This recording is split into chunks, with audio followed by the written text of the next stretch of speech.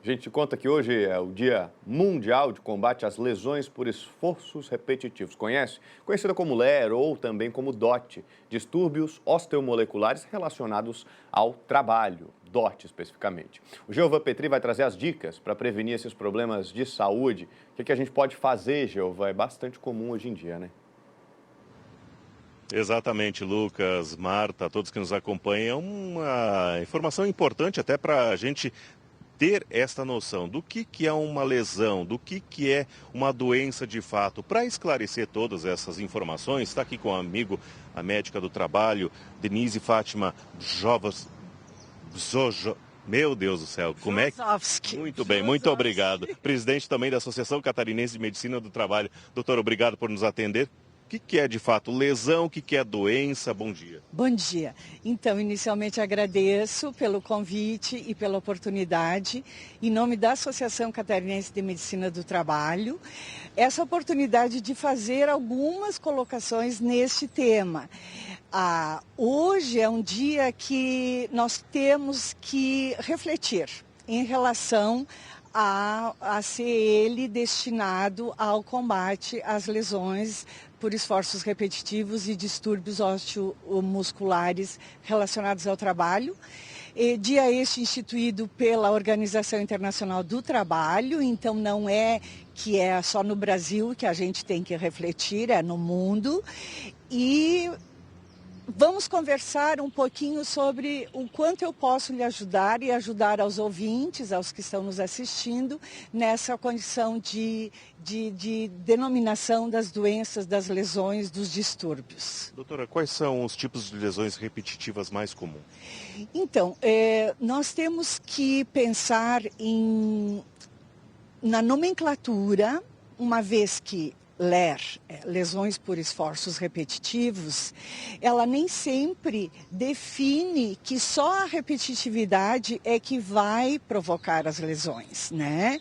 Há vários outros riscos que a gente tem conhecimento que podem ocasionar as lesões, que inicialmente são lesões, para depois se tornarem doenças, uma vez que a gente não cuida dos sinais que o nosso corpo dá. As mais insidiosas em em toda a bibliografia que a gente tem na área de ortopedia e medicina do trabalho são as lesões que afetam os ombros, membros superiores principalmente, ombros e punhos são principalmente, nós temos em média 48% das pessoas apresentam distúrbios nos ombros, de todos os casos que a gente tem registrados no INSS, né? E 23% em punho.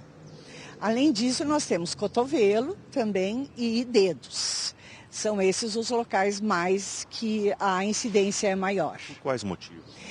Os motivos são realmente vários. Nós temos... inicialmente, a suscetibilidade de cada um. Todos nós somos diferentes. E todos os trabalhadores, por exemplo, numa linha de produção ou num espaço bancário ou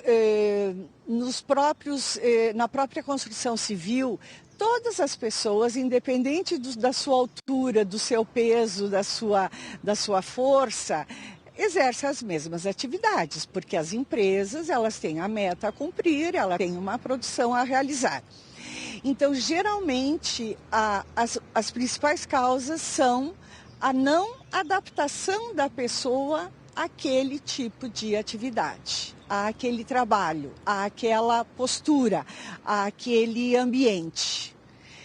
Não existe uma causa única, entende? Que eu poderia dizer para você, não, o motivo principal é repetitividade, o motivo principal é esforço físico. Não, são vários. A gente sempre diz que o diagnóstico das doenças osteomusculares, elas são multifatoriais. Nós temos que sempre valorizar vários fatores, não somente um.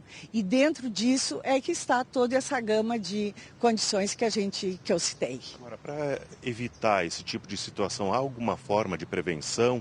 Muitas formas.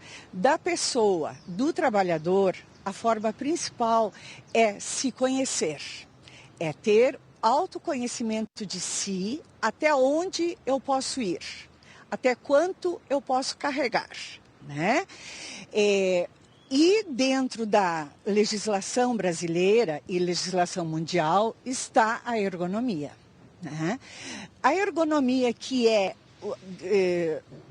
a adaptação do trabalho às pessoas, significa adaptação do trabalho às pessoas, é um processo muito fácil de ser implantado em todos os ambientes de trabalho, porque ela leva em consideração todos esses itens que eu citei: a pessoa, o posto de trabalho, a atividade, o mobiliário, e enfim.